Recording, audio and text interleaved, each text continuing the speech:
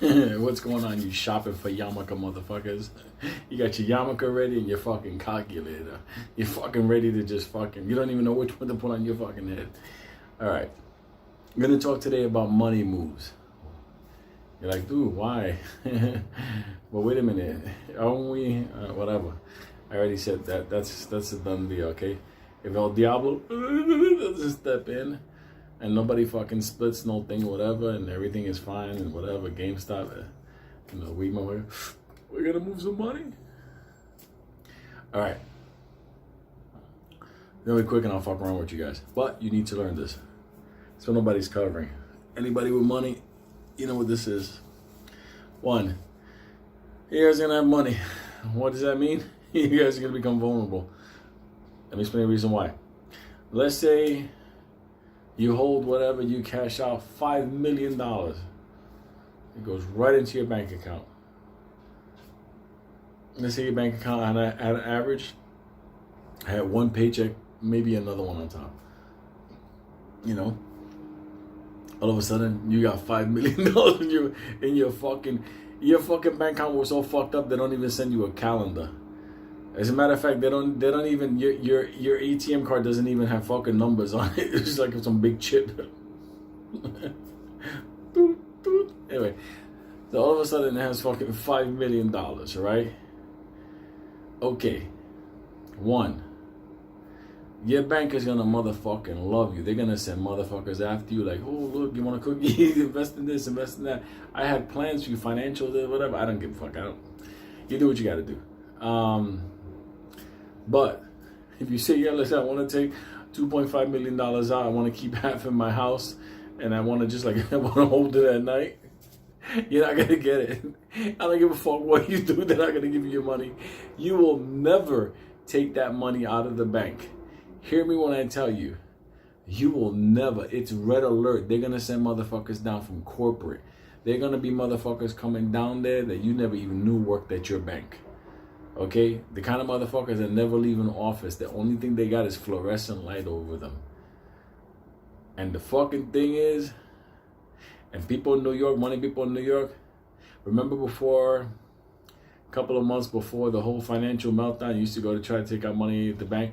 They used to call the fucking cops. A cop will be waiting right there when you're trying to take your money. Why is the cop here? I don't get it. Why is the cop looking at me? What did you call the cop for?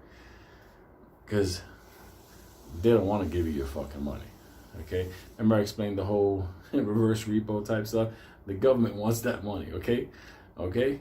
They don't want you to have that money under your fucking mattress like that, holding it like your fucking cat. So, what I want to do is teach you ways on how you can get your money by not taking your money.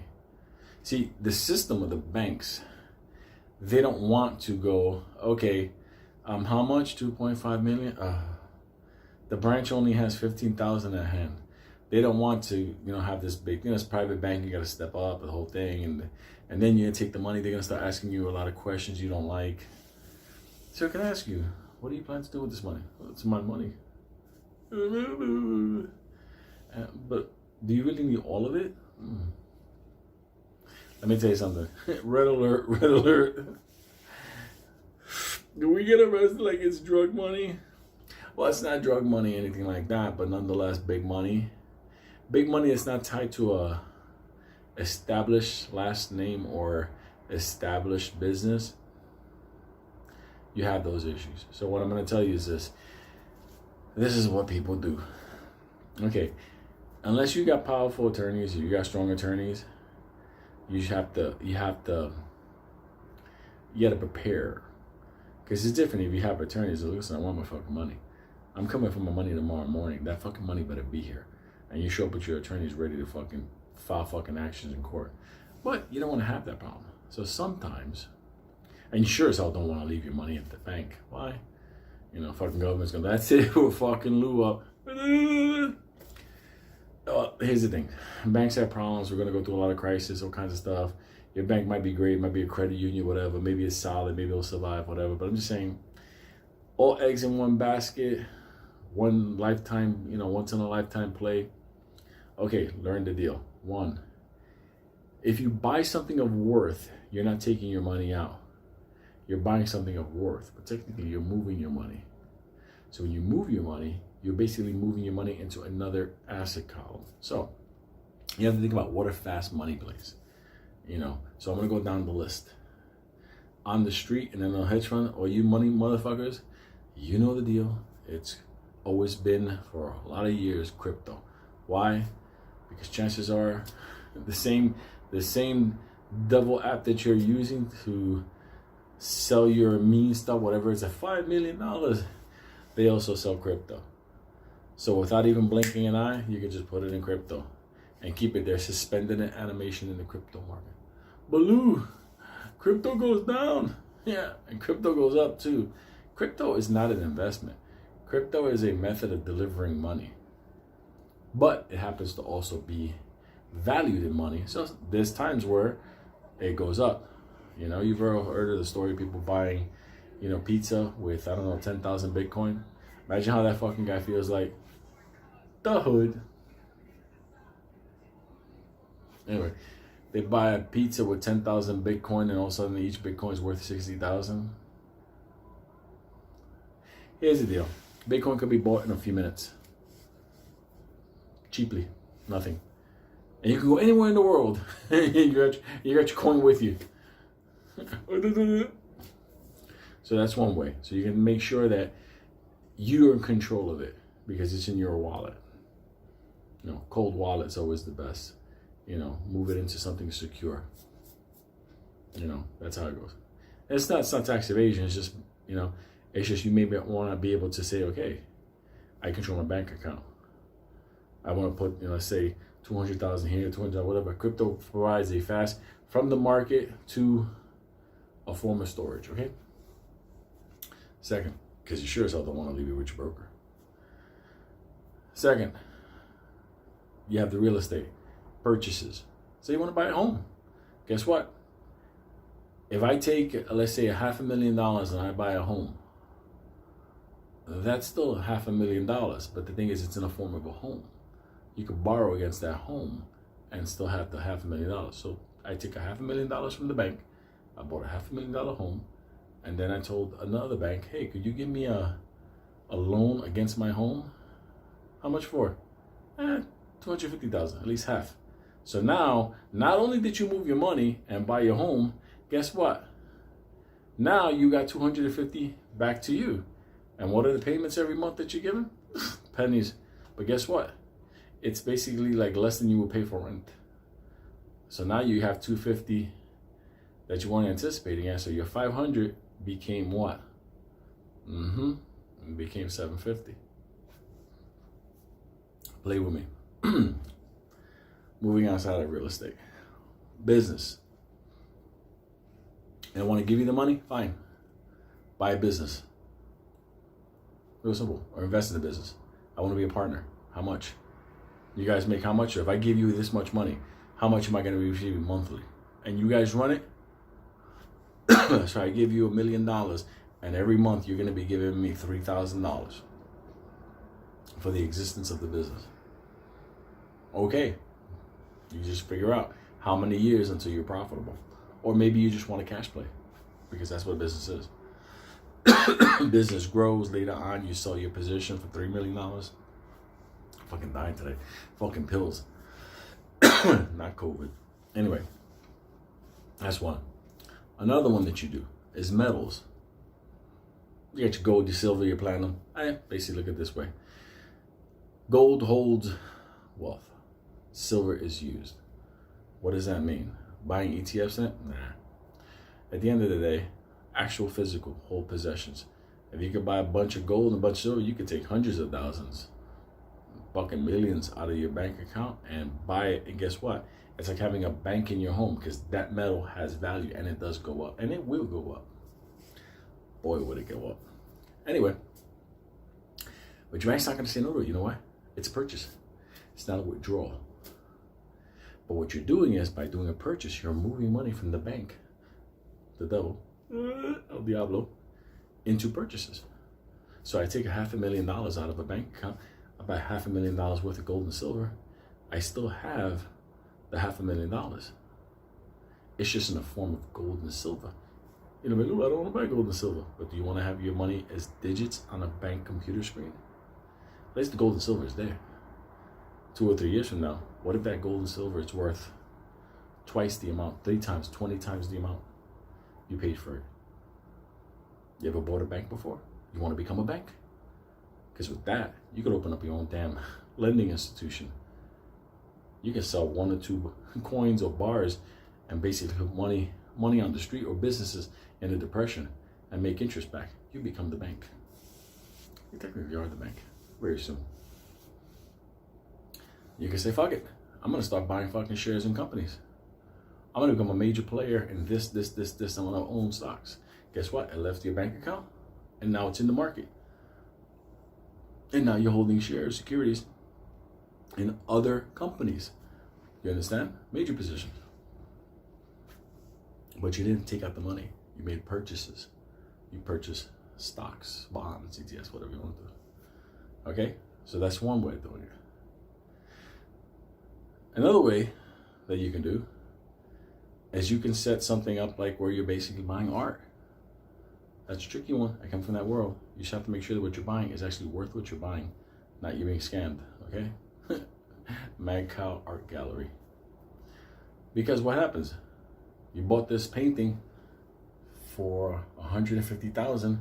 That $150,000 stays there on the wall, okay? Stays there on the wall of your $500,000 home that you just took out $250,000 and more loan against it. And then one day this thing is worth how much? $800,000? How could that be? Money plays, okay? These are money plays. That is the kind of stuff that you guys are gonna have to start thinking about if you hold to the numbers that you're thinking about, all the meme stocks, because once that money comes, it's not a couple of 10,000, whatever. You can talk about when you start getting into the upper 100,000s and the millions, your money needs a job. You need to make your money work. You can't park your money. You understand? You just can't park it. Money cannot stand still. Okay? Money can never stand still. You can't until your dying day. That money has to move. Okay? Like Mad Cow said, if there's a fucking earthquake, I want to be selling coffins. That's how he looks at it. So, fucking sick motherfucker. Georgie. But you got to understand. You think these squeezes are the end of it? No. This is just the beginning of you becoming a money person. And only somebody that's moved money, dealt with money, made money again, took out a loan on top of money. What are you talking about? I buy a home for $500,000 for $1 million and I take out a loan against it for $500,000. How do I get $500,000 back? What do I do with that $500,000? I'm buying art. What do you mean in 3-4 years that art is worth $100,000 more? What am I gonna do with this? I still got a stack of gold and silver downstairs. What are you talking about? Hyperinflation hit. Now 1 bar of fucking gold is worth fucking $100,000. You understand what I'm saying? You have to do this. You have to do this. You have to get involved in this.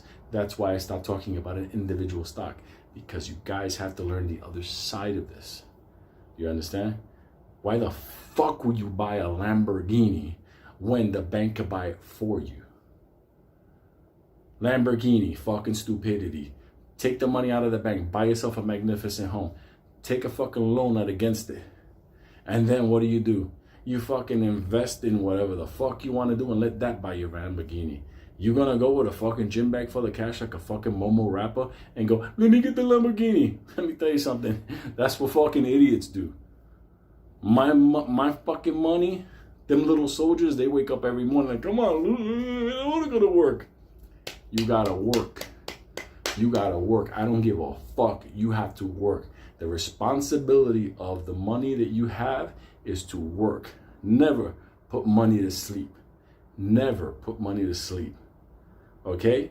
Because money that goes to sleep one day disappears. Okay? That's the way it goes. So you got to think about what is your financial plays, your money movements afterwards. You still looking to leave your money in the bank? You're still looking to leave your money at the bank? So the bank's executives and the shareholders take your fucking money and lend it out and make money off of your money? So they're going to put your money to work for them. They're going to put your money to work for them on the market.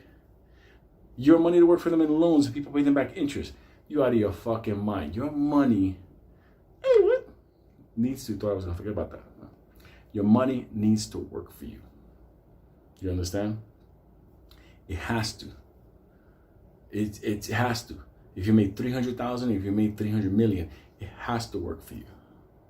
Okay? Your fucking bank should be terrified when you walk the fuck in there, because they know, listen, I need to make this purchase. I need to make this money available. I need to take this money out to do this. These kind of, now I'm going in because I'm buying a Lambo. You understand? What are you talking about? Who's going to work? I don't have a job. You understand? How about buying your job? You know what your company is worth, where you're at. That's what it is.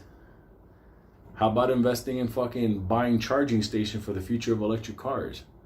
Think about that. I'm just trying to tell you, you're going to make money back. You got to constantly make money back. Anyway, trying to say something.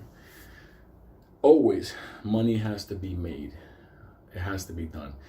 There was this one cat. I'll give you our street name for him.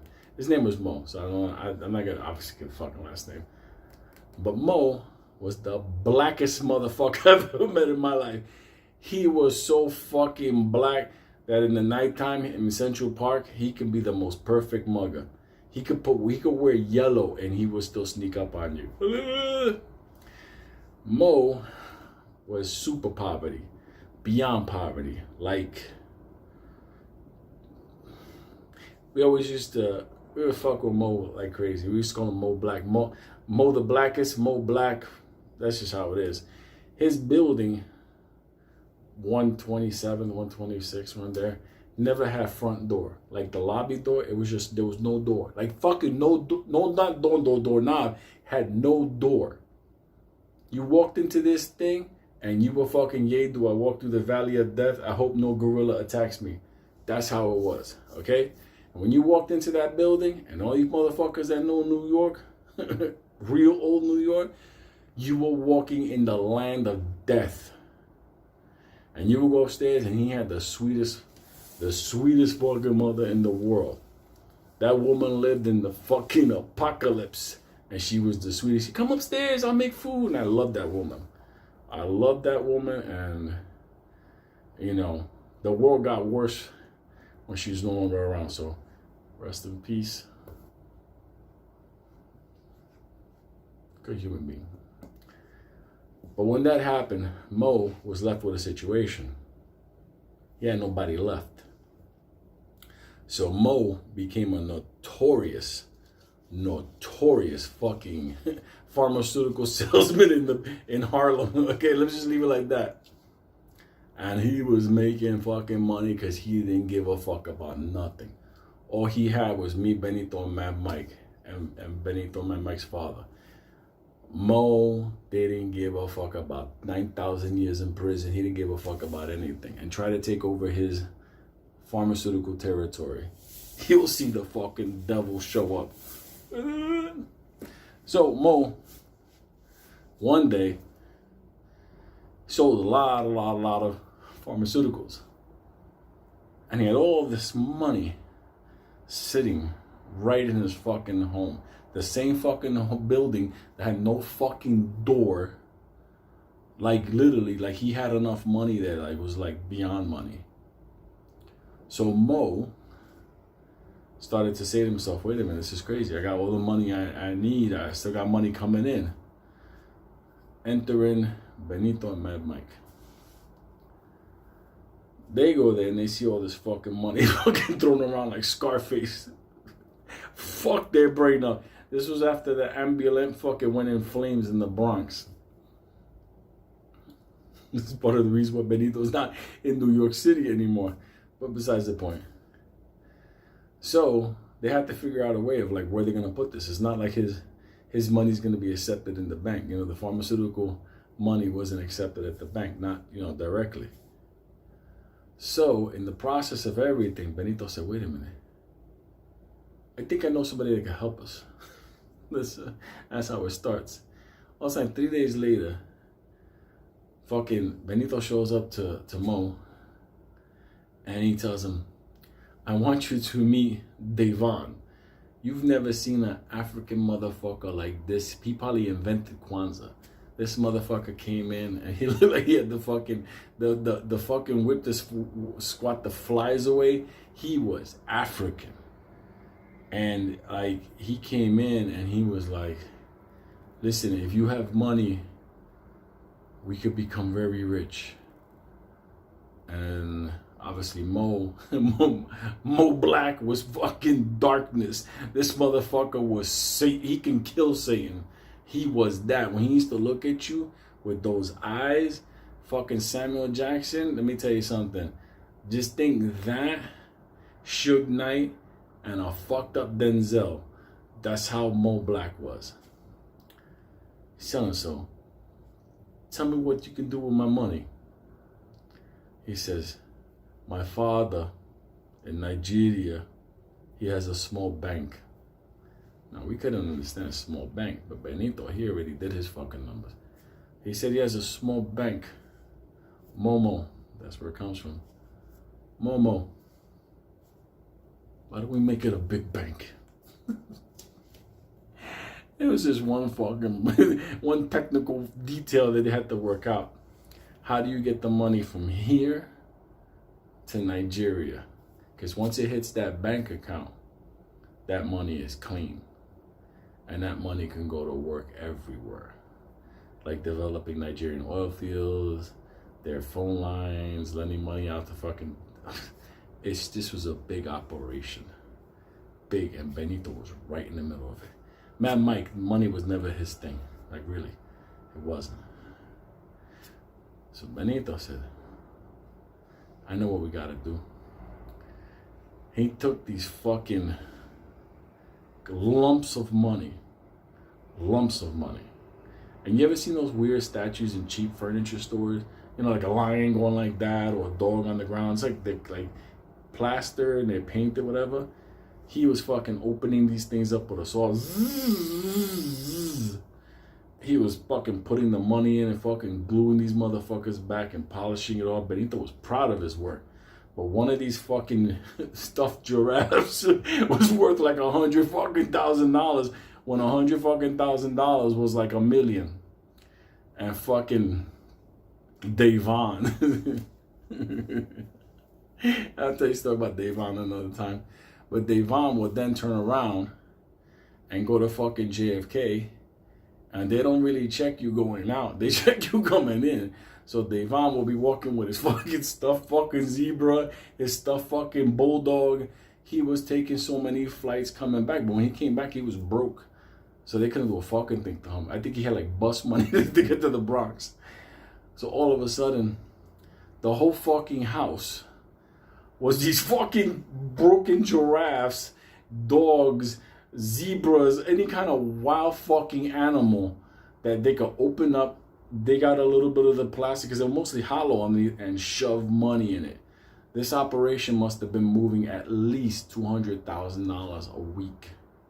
So obviously they upped the game, and fucking Devon, I'm gonna call him Devon Long Dick, because one day I'll tell you the story about Devon Long Dick that almost wanted him getting murdered in federal prison and everything.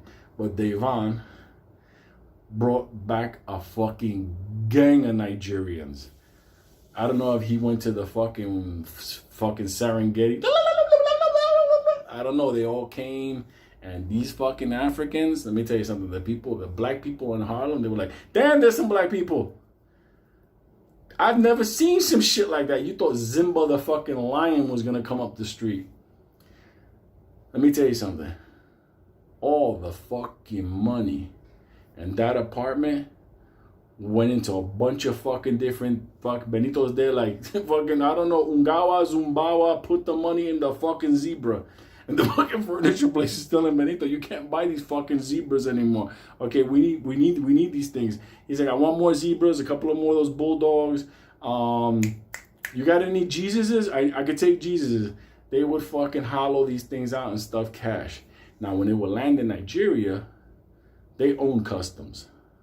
So they didn't have to worry about shit. Everybody was on the take. So all of a sudden, fucking Benny turns fucking a slum apartment in Harlem into the first Harlem Nigerian bank. And that thing was fucking, the pharmaceutical money will come in. It will be fucking saran wrap. Fucking Benito like that. Fucking saran wrapping this fucking thing. Duct tape. I think the fucking neighbors were, you know the sound that tape makes when you rip it? They must have been sleeping on it. That fucking sound. And stacking it up. And at the end of the day, that operation went for a fucking long time. Mo Black retired. Retired from the pharmaceutical industry. He owns a bunch of fucking things down in Atlanta. If you ever went to a fucking high-end strip club in Atlanta, that's a Mo Black place. And you better not try to run out on that tab, because that scary black motherfucker, God bless him.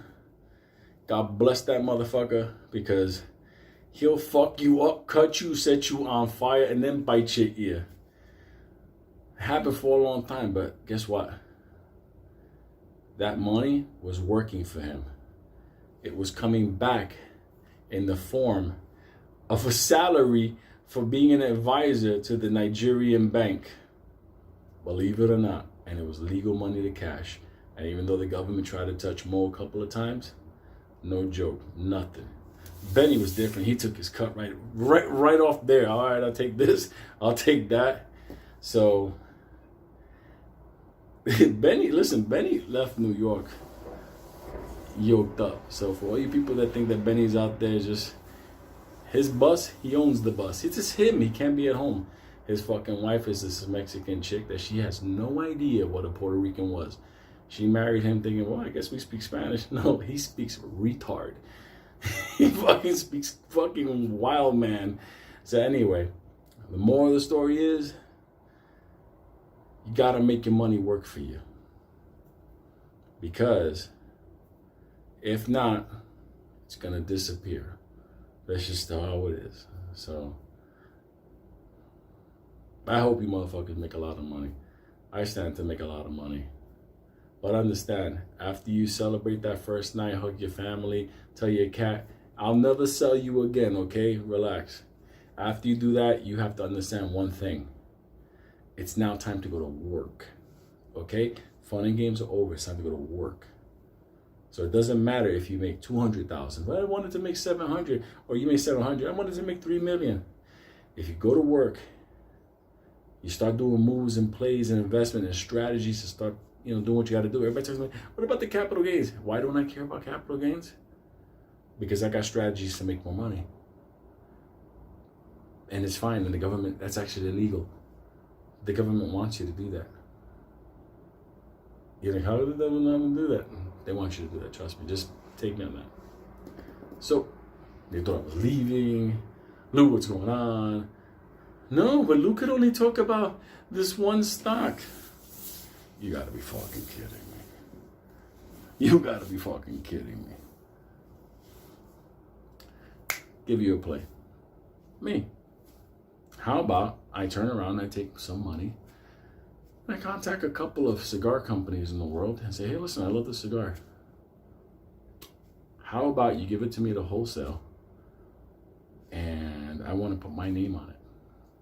On the cigar, my last name. And I want to sell the cigars around the world. All of a sudden now I have a cigar brand.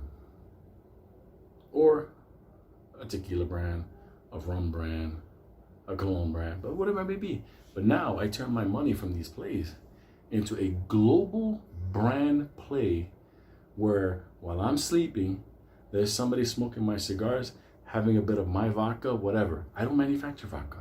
I don't grow cigars in the field. I'm not out there cutting fucking canes down. What do? Give it to me at a good price. I buy it. I mark it up. I put it in the market, and I pay for the marketing, the PR, the whole thing. I set up my distribution everywhere. And guess what? I put my money to work. Now, as I'm sleeping, there's somebody out there buying Lou merch, but not you motherfuckers. You understand? Love you motherfuckers. Lou, why did you start a cannabis company? That's fucking crazy. Why not? I don't like the business model, but at the end, if it makes money, if I could streamline it, maybe in the future, if it's a play, let me see the numbers. You guys have to become that. And if you guys become that, you guys will become beyond me. And when I die, okay, and I'm not dying now, but when I die, I'm going to have one smile on my face, knowing that I affected the lives of children, grandchildren, grandchildren that haven't been born yet. That's why. So, that's it. I'm going to stick around. Like I said, the website's probably going to be up in a couple of days. Once it's up, we're going to have plays. We're going to grill CEOs. We're going to look for other opportunities. Once everybody's moneyed up, there's things to be done. There's things to be done. There's a lot of things to be done. So, love you motherfuckers. Mo Black. A lot of lessons there. Fucking Benny with those fucking giraffes.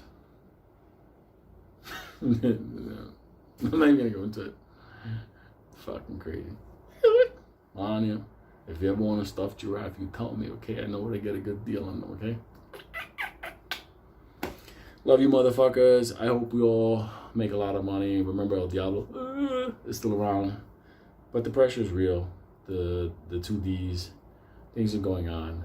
And I just want to show you that I can talk to you as a friend. Nobody's a fan here. I can talk to you as a friend without having to go, and tomorrow and the moon and this and that. You understand? That's the reality of it. We can do some amazing fucking things. Amazing things. And by the way, we're the most powerful force on Wall Street right now. We're the most powerful force right now if we wanted to in business. You ever bought a company? Guess what? You could be a part owner. Everybody can just buy the fucking and we own it. If the numbers are there. Depends how you want to do, because you only need 1 or 2 plays and you're covered. So it's a lot of stuff to be learned there. Listen, I'm 50 years old.